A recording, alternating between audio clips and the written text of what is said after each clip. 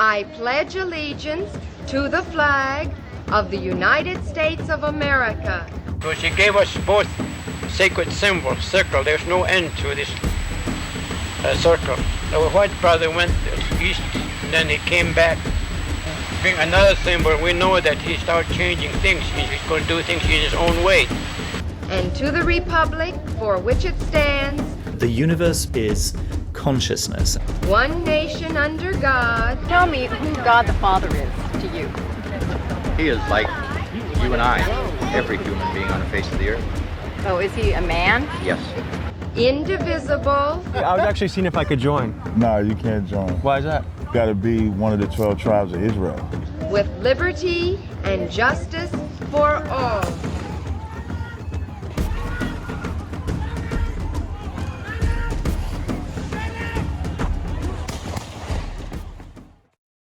Welcome to Sword and Staff Revenant. I'm your host, Coleman Barber, and welcome to Season 2. Today is less of an episode and more of a look at what's ahead. But before that, I want to celebrate a little bit from Season 1. In Season 1 of Revenant, we had 10 episodes, one preview episode, and we had a bonus episode as well. You all have listened to Revenant 17,000 times since August 5th when we relaunched the podcast. Titanomachy was our favorite episode overall. It's the most popular, at least, with 1,500 plays. That's crazy. We also expanded the multiverse to include the Ohio Howl, and we're super pumped about that.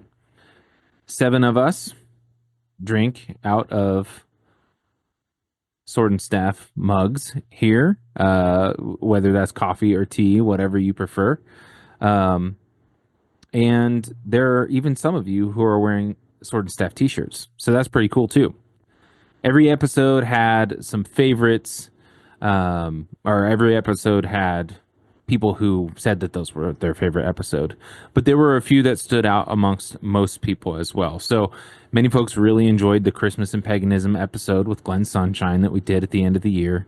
Particularly, they really enjoyed his depth of historical knowledge, his discussion about Yggdrasil and how missionaries used that when talking to the Norse pagans, and pointed to Christ, saying that Ragnarok had already come. Memes as Magic was a big favorite this year, and it actually spurred a lot of conversation and comments from both our Christian listeners and our non-Christian listeners. And so that was a lot of fun. It was great to have those conversations. Probably no surprise here, as I kind of hinted earlier, the big favorite among most people this year was Titanomachy. Because who doesn't love talking about giants? It's just a lot of fun. I think that Jim did a great job of laying out that whole episode. So thanks, Jim, for that.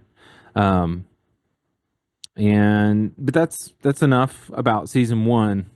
It was a massive success. And again, thank you to everyone involved in making that happen. But we're going to talk about Season 2 now. So those of you who watched the video, you've already seen the theme for Season 2, Pagan America. So what is Pagan America? Well, I don't want to give too much away here, but here's some of the basics.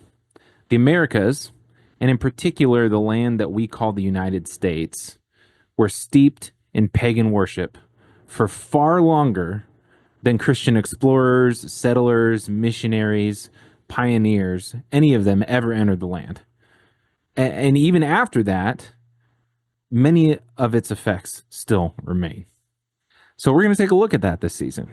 We're going to spend some time looking at the life and the religion of the Native Americans, the influx of Christianity and what happened there, some of the historical effects of those influences, along with others like Mormonism and the Black Hebrew Israelites, the Creole culture, and even dipping our toes into some of the United States secret societies around our nation's founding, which probably won't be nearly as in-depth for some of you, but we're going there this season. Many of us are familiar with aspects of Christian America, but this season we're going to take a look at Pagan America. So that's the theme. But what's it going to look like this season?